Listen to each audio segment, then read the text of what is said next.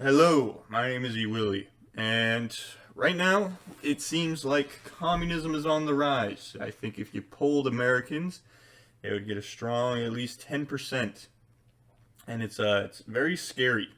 All this critical race theory stuff, all these leftists, it's all based in communism.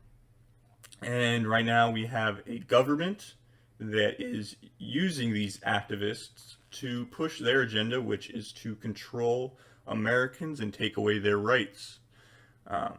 It's very, very scary. I want to demonstrate this. I'll show you the first article we have. Top law enforcement officials say that the biggest domestic terror threat comes from white supremacists.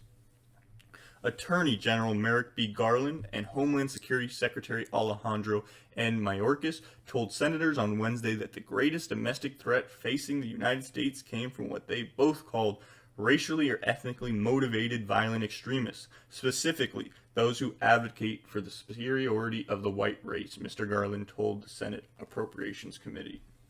So you see what they're saying. Right now that they're saying is white supremacists are the biggest threat to America.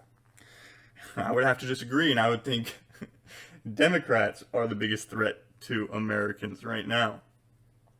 They claim that white supremacy is such a big issue. If you look it up, I think between 2006 to 2016, there were 50 deaths that involved white supremacists. And if you go through the whole domestic terrorism statistics, they're all just complete crap. None of them, it's all ideologically driven. It's all BS. I want to show you what they say at the end of the article, too. Right here. The Justice Department is leading the investigation into the January 6th riot and has arrested more than 430 people across the country, Mr. Garland said. Prosecutors have begun informally negotiating plea deals, while some defendants have been fighting the charges. Both Mr. Garland and Mr. Mayorkas said that the threat of domestic extremism has significantly changed because of online communications, particularly via encrypted apps, and the proliferation of increasingly lethal weaponry. See how the reason I read that part at the end is because what they're trying to do is they're trying to continue to use January 6th as a reason to go after conservatives, because the only thing that stands in the way of the Democrats' agenda, which is basically to control the United States the way China controls China, is conservatives and our freedoms. They are trying to morph the people who are at the January 6th riot, who are a bunch of just rednecks, first of all, and cops let them in, as white supremacists somehow. Somehow, these people are white supremacists. And they, if you look at the little last paragraph, they're because of online communications and increasingly lethal weaponry. Right now, they're trying to go after, that's the First Amendment and the Second Amendment they're trying to go after. Okay, but does anybody seem to care? Does anybody seem to care what happened during last summer with Black Lives Matter? Are they racial extremists? Are they the ones who are destroying our country?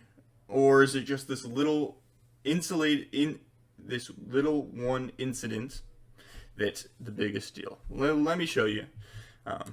This is an article from Axios from a while ago. It shows that 1 billion plus riot damage in most expensive insurance history. And then it goes down to break it all down. So, you tell me, is the January 6th riot a bunch of white supremacists who are trying to take over this country and bring on Nazi rule? Or were they a bunch of pissed off rednecks who had actually no idea what they were doing and were let in by cops, which spurred the whole thing in the first place?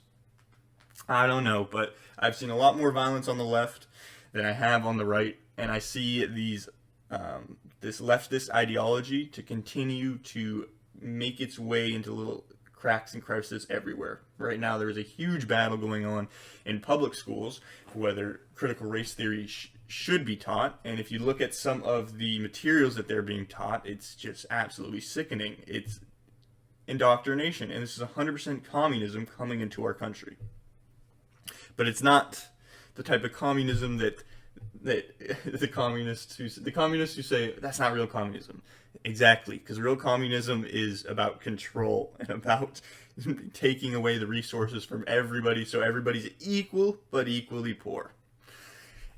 It's gone into our school system, the universities, it's in the justice system, it's in our federal government, it's in some of the state governments, and now it's making its way into the military. U.S. Air Force Academy professor backs critical race theory for all troops, saying the Constitution created inequality. George Washington was racist, and U.S. domestic and foreign policy is shaped by racism. Now, I think it's not so much as it used to be, but people misconfused leftists and liberals. I think the reason why they get confused is because liberals are very open to ideas. And if you have an idea, they want to chuck it out and see if it's worth anything. And if it's not, they throw it out. And if it is worth something, then cool. We can take that and try to improve our society. Well, leftists take advantage of that with, look at all these ideas, but they follow it more like a religion than anything else. That's what it is. It's a religion. They're the same as fundamentalist Christians. And let me go and show you this. A United States Air Force Academy professor has argued critical race theory be taught to all cadets so they could understand how the United States was shaped by racism. Political scientist Lynn Chandler Garcia said the Constitution brought about inequality and that George Washington was a racist. She argued that the history of the U.S. proved that racism has shaped both foreign and domestic policy. Garcia, who teaches Marxist theory at the USAF Academy in Colorado Springs, said she agreed with the Joint Chiefs of Staff Chairman General Mark Milley, who recently told Congress critical race theory is not unpatriotic.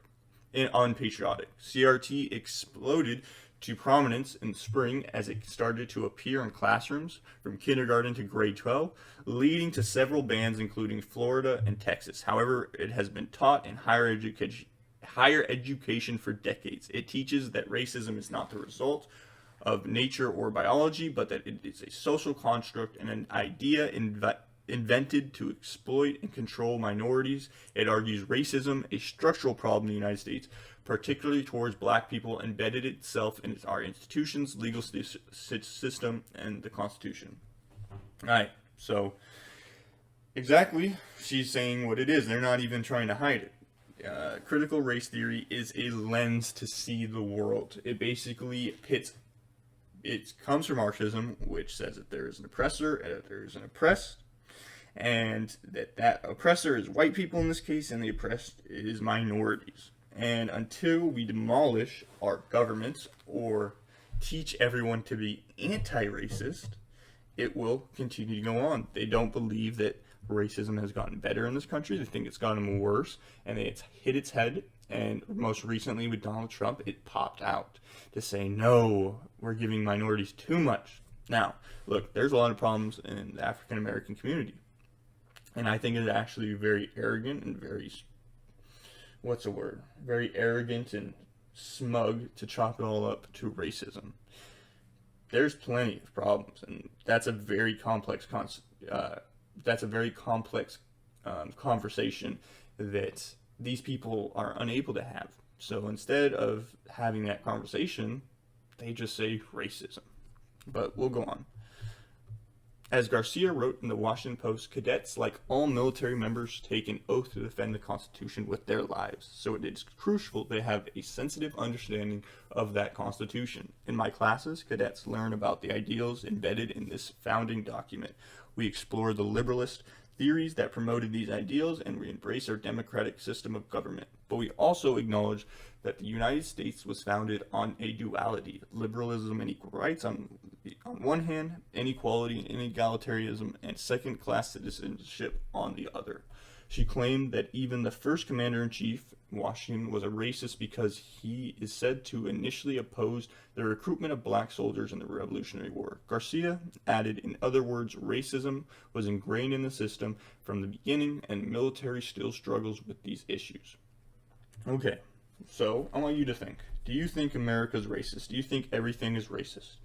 If you think no, then you need to start standing up and saying no when you hear these people espouse their ideology. Because it's not. There is not a problem with every little thing being racist in this country. And it is insane that these people think that. It is insane. And they're too much of cowards to say no. They're too much of cowards to say, no, we're not doing this. I want to show you this last article. General Mark Milley defends teaching critical race theory at West Point. So wow, for the last 20 years, we've been bombing the Middle East. We've been killing civilians, allowing U.S. soldiers to die, killing Middle Eastern soldiers. We've gotten very little defiance from that. But, oh hey, Mark Milley defends teaching critical race theory at West Point. And this goes into what I think is going on. There are true believers. There are people who really believe in these Marxist ideologies. But then there are people behind the scenes, people like Joe Biden, like Kamala Harris, who don't give a rat's ass about any of it, but see it as a tool to gain control and see it as a tool to expand their power and their agenda, which is more control and to take away your rights. I'll go into it a little bit. America's top military officer on Wednesday defended teaching critical race theory to U.S. Army cadets at West Point and said it's important for those in uniform to understand white rage. During a budget hearing official by House Armed Service Committee's Army General Mark Milley, chairman of the Pentagon's Joint Chiefs of Staff, said that on the issue of critical race theory, etc., a lot of us have to get smarter on whatever the theory is. I don't think it's important actually for those of us in uniform to be, I do think it's important actually for those of us in uniform to be open-minded and be widely read. And the United States Military Academy is a university, and it is important that we train and understand, Mark Milley said. And I want to understand white rage, and I'm white, and I want to understand it. Milley also appeared to link white rage to January 6th storming of the U.S. Capitol by supporters of then-President Donald Trump in a bid to prevent Congress from certifying his election loss to President Biden. Do you see how they're connecting everything to January 6th? That this insurrection, that they were trying to destroy democracy, that it was a bunch of white supremacists who wanted to overthrow the government and give it to their dictator, Donald Trump. No, that wasn't what happened. There was a bunch of BS with the election, and you can have whatever opinion you want to have. But people were upset that that they didn't view it as being treated fairly. Now, all I can hope is that General Mark Milley is ignorant and hasn't really looked into what's happened, and he is just believing all the propaganda, and that he just thinks it's something that's harmless and he hasn't looked into it. But what could be happening is that they are using critical race theory as a re-education tool to re-educate conservatives, and they're going to claim that they are white supremacists, and they're going to hunt them down and they're going to arrest them. We've already seen what happened with Derek Chauvin. We've seen that justice is dead. So it's the calm before the storm right now. Don't know what's going to happen. I cannot tell you that. But I'm going to be here. I'm going to be trying to upload Monday through Friday and trying to get out the word. And hopefully people will listen. And if you thought what I had to say was in any way insightful, please consider giving me a subscription. And if there's something I can do better, let me know.